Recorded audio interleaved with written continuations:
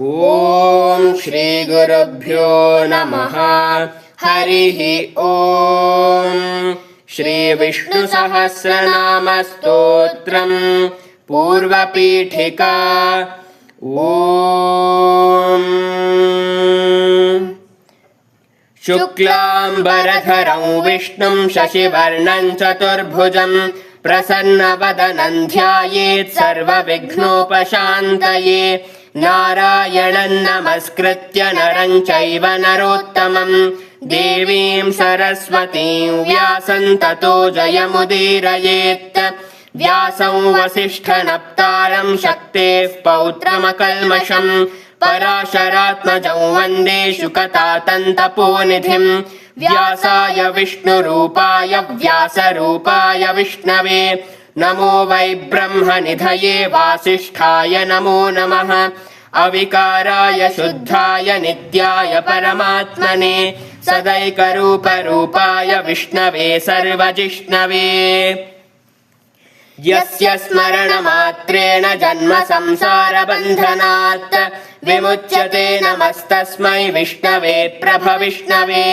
ఓం నమో విష్ణవే ప్రభవిష్ణవే. వైశంపాయన ఉవాచ శ్రుత్వా ధర్మానశేషేణ పావనాని చ సర్వశః యుధిష్ఠిరశ్చాन्तనవం పునరేవాభ్యభాషత.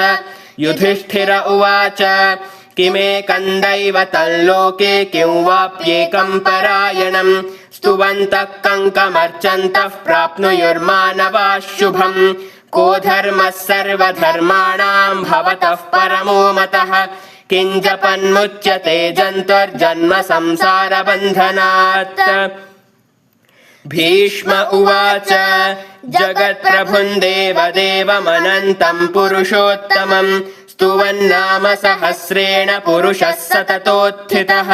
తమేవ చార్చయన్ నిత్యం భక్త్యా పురుషమవ్యయం ధ్యాయన్ స్తువన్నమస్యంశ్చ యజమానస్తమేవ చ.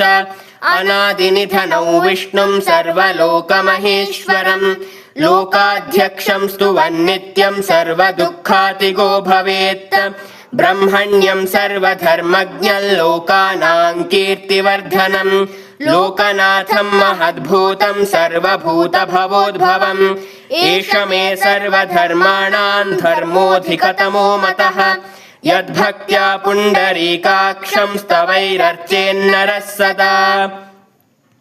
పరమయ్యో మహత్తేజః పరమయ్యో మహత్తపః పరమయ్యో మహద్బ్రహ్మ పరమయ్యః పరాయణం. పవిత్రాణాం పవిత్రం యో మంగళానాం చ మంగళం దైవతం దేవతానాం చ భూతానాం యో వ్యయః పితా.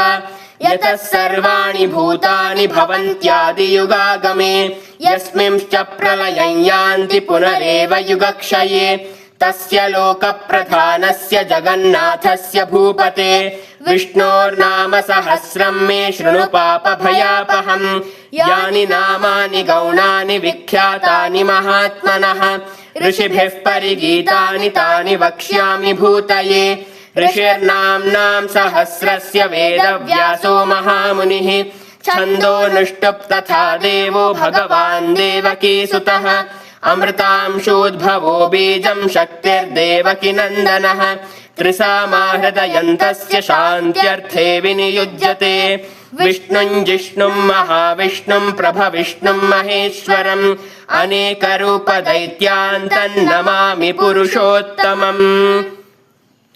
అథన్యాసః వస్య శ్రీ విష్ణుర్దివ్య సహస్రనామ స్తోత్ర మహామంత్రస్య శ్రీ వేదవ్యాసో భగవాన్ ఋషిః అనుష్టుప్ ఛందః. శ్రీ మహావిష్ణుః పరమాత్మా శ్రీమన్నారాయణో దేవత అమృతాంశోద్భవో భానురితి బీజం దేవకీనందన స్రష్టేతి శక్తిః. ఉద్భవః క్షోభణో దేవ ఇతి పరమో మంత్రః. శంఖబృన్నందకీ చక్రీతి కీలకం శార్ంగధన్వా గదాధర ఇత్యస్త్రం. రథాంగపాణిరక్షోభ్య ఇతి నేత్రే त्रिसामासामगः सामेति कवचम् आनन्दम् परब्रह्मेति योनिः ऋतुः सुदर्शनः काल इति दिग्बन्धः श्रीविश्वरूप इति ध्यानम् श्रीमहाविष्णुः प्रीत्यर्थे श्रीसहस्रनाम पारायण जपे विनियोगः ध्यानम् क्षीरोदन्वत्प्रदेशे शुचिमणिविलसत्सैकते मौक्तिकानाम् मालाक्लृप्तासनस्थस्फटिकमणिनिभैर्मौक्तिकैर्मण्डिताङ्गः शुभ्रैरभ्रैरदभ्रैरुपरि विरचितैर्मुक्तपीयूषवर्षैः आनन्देन पुनीयादरिनलिनगदा शङ्खपाणिर्मुकुन्दः भूः पादौ यस्य नाभिर्वियदसुरनिलश्चन्द्रसूर्यौ च नेत्रे कर्णावाशाः शिरोद्यौर्मुखमपि दहनो यस्य वासोऽयमब्धिः अन्तस्थं यस्य विश्वं सुरनरखगो भोगि गन्धर्वदैत्यैः चित्रं रम्यते तन्त्रिभुवनवपुषं विष्णुमीशन्नमामि। ॐ नमो भगवते वासुदेवाय।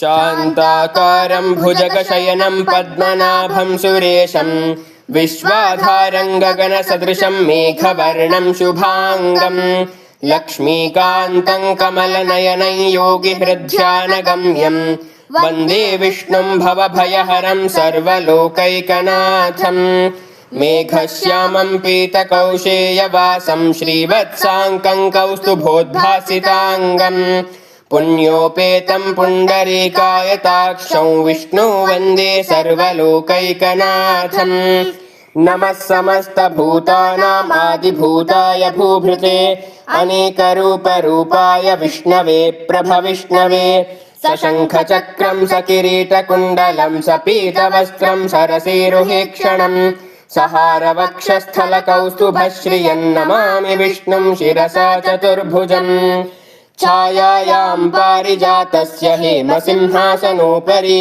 आसीनमम्बुदश्याममायताक्षमलङ्कृतं चन्द्राननं चतुर्बाहुं श्रीवत्साङ्कितवक्षसं रुक्मिणी सत्यभामाभ्यां सहितं कृष्णमाश्रये। ॐ नमो भगवते वासुदेवाय इति पूर्वपीठिका। हरिः ॐ।